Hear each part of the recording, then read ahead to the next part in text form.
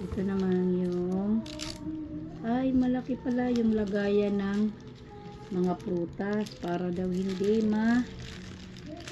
sira agad mga gulay, mga nakasipla.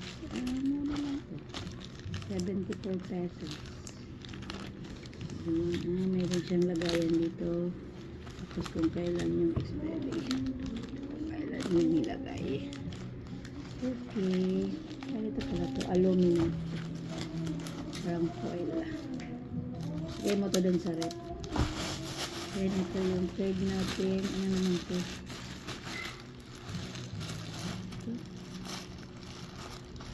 Baisha.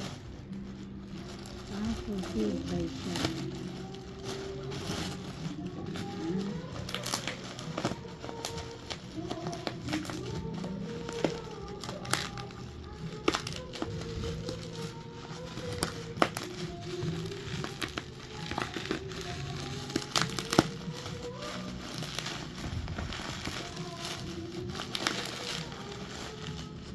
Yung itik ng elephant.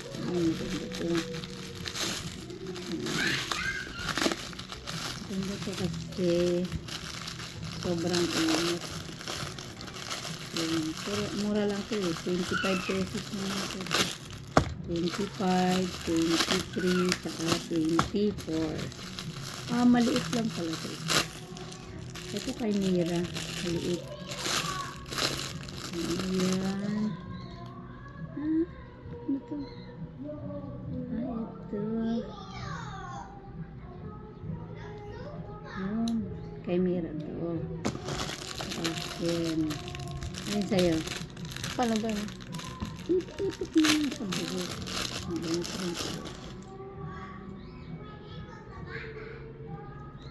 Ayan.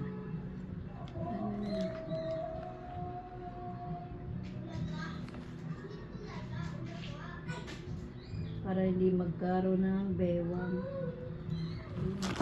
Yun. Ano ba ito?